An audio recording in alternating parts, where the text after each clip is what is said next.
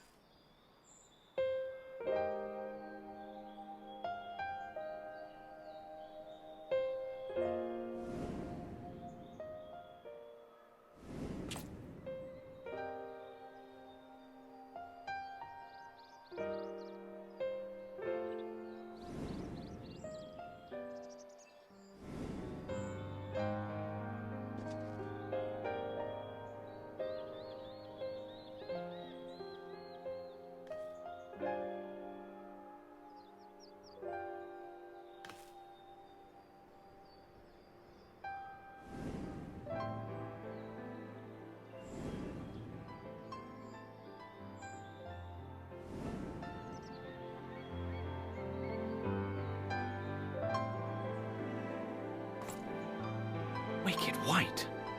The Warriors of Light did all that? So they never... I mean, they only ever wanted to help. And when everything they'd done turned to ash, they still carried on. They gave everything to stop the flood. First their lives, then their souls. And they managed it too, in the end. They saved us. And we cursed their names.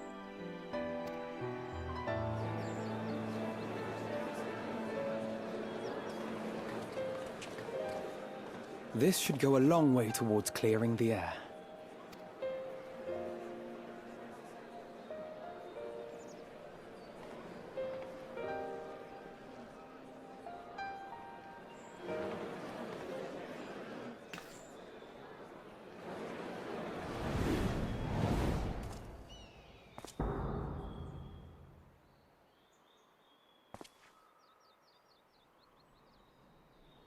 Impossible.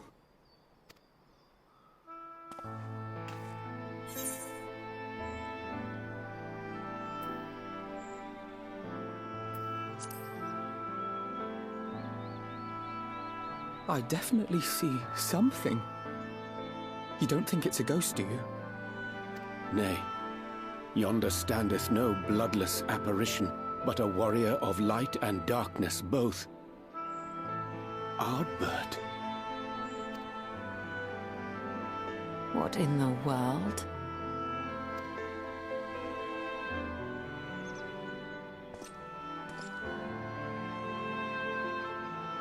It's you! The one who slew the Eater!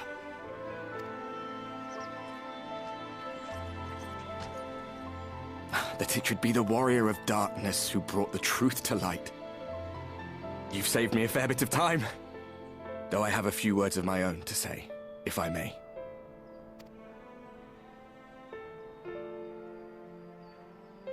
People of the Crystarium! I am Ardbert, one of those you know as a warrior of light. That's impossible. You should be dead. Aye, that I should. But as the world has been given new life, so too have I. I know not why I, and I alone, have been gifted this chance. But I do know this.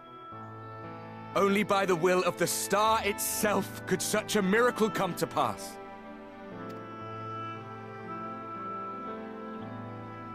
The hero who stands before you now, the Warrior of Darkness, is not of this world. And the day will come when she must return to her home.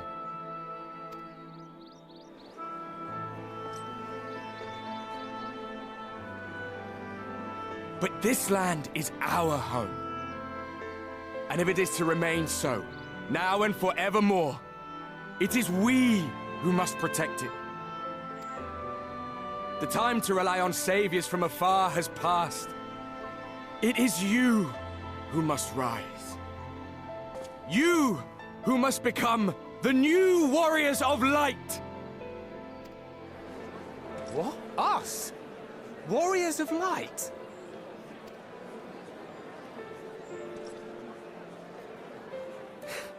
None of us were born heroes, my friend. I was only ever a man with a thirst for adventure.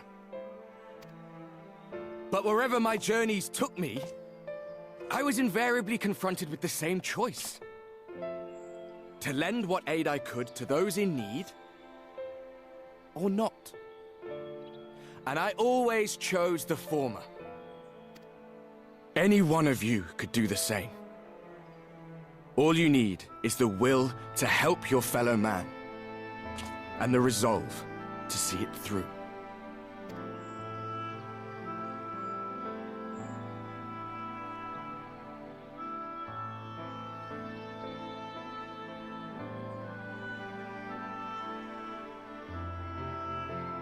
From thine own lips did we learn of Ardbert's fate, and by thy countenance I gather thou art not inclined to recount thy testimony. Yet whosoever this man may be, his words hold truth and resonate with the citizenry besides. For us to voice our doubts here and now would serve but to sow disquiet. 'Twere better we retired unto the ocular and there discuss this matter in private. Go. I will stay here and watch.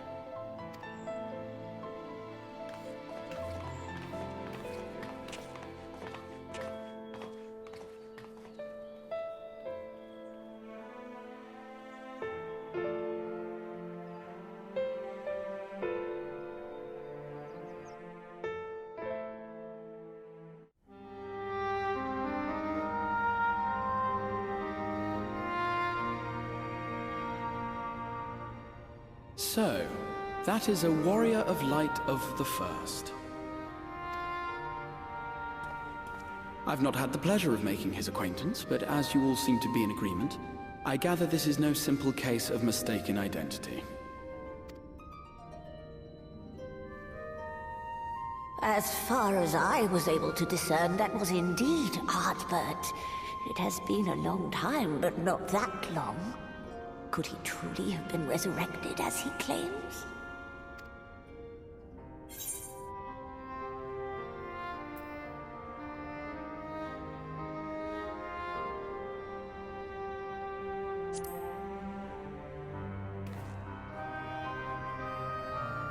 Ardbert did entrust his very soul unto thee. I see no reason to question thy judgment. Nor I. To my eyes, your ether burns as brightly as the day you slew Emmett Selk. That is proof that he is with you still.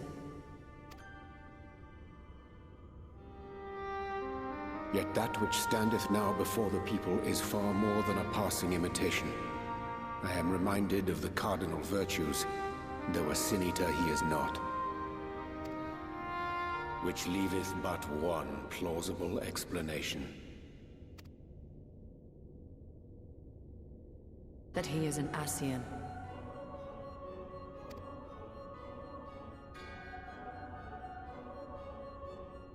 Given their fondness for posthumous possession, I would have to agree.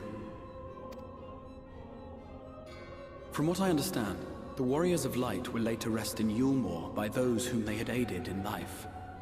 At the time, some few still remembered them as heroes. Needless to say, 4 of them were subsequently exhumed to serve as the virtues. And if one knew where to look, Ardbert too would not have been difficult to find. Assuming then that this is indeed the work of an Ascian, my mind inevitably turns to the last remaining paragon to survive the Sundering.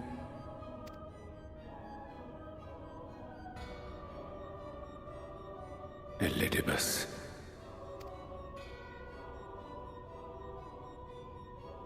That Xenos hath reclaimed his own flesh is known. Thus evicted from his borrowed form, and cognizant no doubt of Emmett Selk's failure here in the first, 'tis quite possible the emissary chose Ardbert for his next vessel. Inhabiting the flesh of the fallen. Why, that is unsavory. And they do this often, you say? Verily, for they possess no corporeal forms of their own. In what one may term their natural state, none save those gifted with the echo can perceive them. Indeed, when Elidibus intruded upon the waking sands, his presence did go unmarked by all save Nymphilia and the Warrior of Light. On that occasion, I myself remained ignorant of his coming until after his departure. It was only at a later juncture, when he deigned to appear before me in borrowed flesh, that I was finally able to take the measure of him. In such puppetry do the Ascians engage when they seek to influence the course of history. And they have gained much by it. Emmett Selk single-handedly built the Garlean Empire in this manner, while the Hebrea came close to conquering Eorzea, having taken possession of Thancred's living body. Yet it must needs be noted that the Ascians cannot avail themselves of all mortal vessels. For were they able to do so, none would serve as a better pawn than our own redoubtable champion. Mayhap the blessing of light shieldeth Hydaelyn's chosen from Ascian influence. Or mayhap other forces are at work. We cannot say for certain. Whatever the reason, I hope it holds true.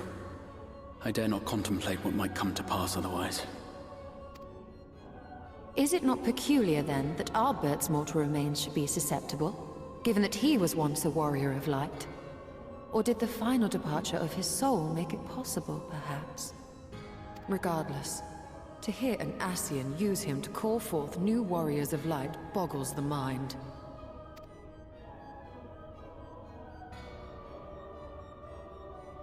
Elidibus hath ever been an enigma, his ostensible purpose being to preserve the balance between light and dark.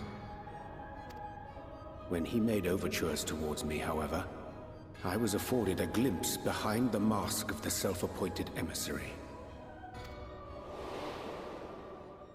I shall not defend mine actions, undertaken in pursuit of a better understanding of our foe as either wise or prudent.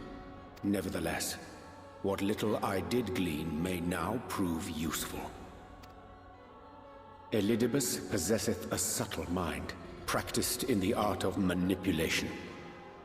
That he coaxed this star's most valiant heroes as far as the source with naught save half-truths is no trifling feat. And now I believe he doth employ his skills once more to some as yet unknown end.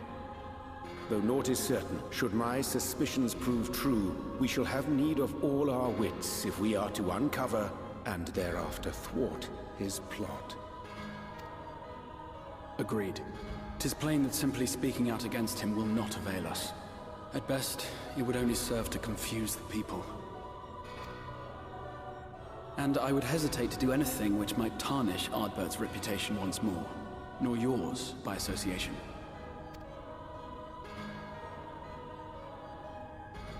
That being the case, it may be wise to keep a covert eye on this Ardbert's movements, as we attempt to discern his purpose and how best to mitigate his influence.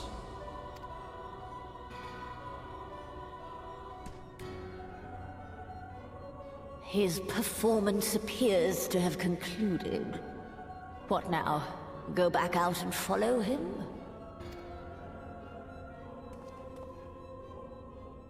It would appear Master Alphino already hath pursuit in mind, and I suspect one pair of eyes shall better serve our cause than half a dozen.